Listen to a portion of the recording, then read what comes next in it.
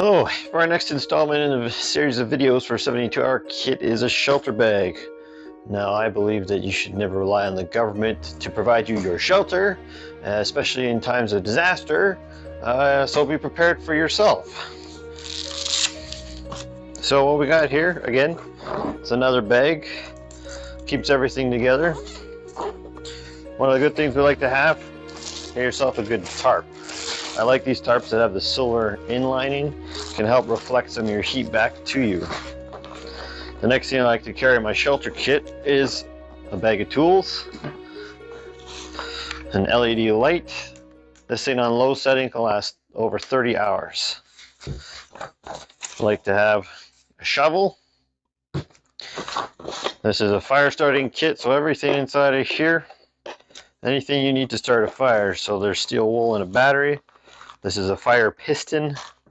These are special bellows to help you blow in a fire, telescopic, so you can blow into your fire without getting the smoke in your face all the time. It's a little bit of a gimmick, but I'm sure those with not flexible backs would appreciate it. The Titan Stormproof matches, these guys are the real deal. And various other fire accoutrements in here, like a strike anywhere match and other forms of matches. Just having multiple ways to start a fire is always good. And I keep it in this weatherproof box here. Okay, then I have this little baggie here. This is for helping you to, there's extra tent rods of various sizes here. There's a mallet to help stakes. I guess one of the biggest problems is stakes, so I bought these 12-inch nails. These things are great. They don't bend. A bunch of those in this bag here. As well as you can get back when Army Navy is around. These are another form of these steel ones. They're heavy duty. They're not the small little tiny little hooks that you get with most tents. They're a serious deal so that you can actually get them into your tent. And then having some sort of twine or rope there to help you tie up your tarps or what have you is always extra good. Okay, then I've got a pack of batteries, D-cell batteries. That's for the light here, so that should definitely last a good while. Some extra twine or cordage. This is a two-person tent. It's been around in my family for a very, very long time, since at least the 70s. Bright orange. It works great. And then this is a four-person tent. What I especially like about this tent is that the frame for this, the tent, is not your standard fiberglass. I don't like the fiberglass because they tend to want to break and they're more fragile in the wintertime. So what I like about these ones are that they are aluminum. And they're pretty solid tent supports. So, and they look cool because they're green, metallic green. So this is what I keep in my shelter kit. 2 tents. Keep a saw. This is a bow saw. It nice collapses into a little this aluminum tube here.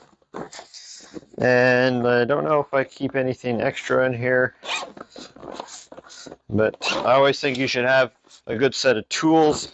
These aren't anything special, except for a few items that are very good.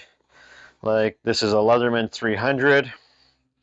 So this is a pretty expensive tool, but it's got everything on it that you'll need to keep you busy or to do what you got to do. I also have a few other items inside here. I got a draw knife, extra nails, sharpening stones. You got some axe wedges here. These are plastic, so when if you have a chainsaw, you don't want the metal ones, you want the plastic ones. So when you're trying to cut down a tree, you're not breaking stuff. I got a little mini axe here. Really, this is mostly just me for training my kids how to use the axe and how to use it safely. And just some various other tools like a screwdriver, can opener, a little hand saw for the kids, adjustable wrench, just a small one, some pulleys and some heavy-duty carabiners with a weight. You can use this to help throw lines over tree limbs and stuff like that to help you set up things. A hammer, some survival cards here on building fires and weather and stuff. These are good for the kids to keep them entertained. Or you need a couple items like files. These files are helpful to keep your tools sharp. And then some seam seal for the tents and just a small little tape measure. Nothing too important. So that's my shelter kit in a nutshell. This is lightweight, relatively lightweight. It's easy to throw into the truck, and at least I know that no matter what, my family will have a place to sleep and keep out of the elements. Like I said, you don't need to trust onto the government to set you up. Whenever you're ready to take care of yourself, that's your responsibility. So that's the shelter kit in a nutshell. These things are always upgrading or changing, making it better, taking things, just doing whatever you got to do to make your kit relevant to you and your family. So there you go. That's the shelter kit.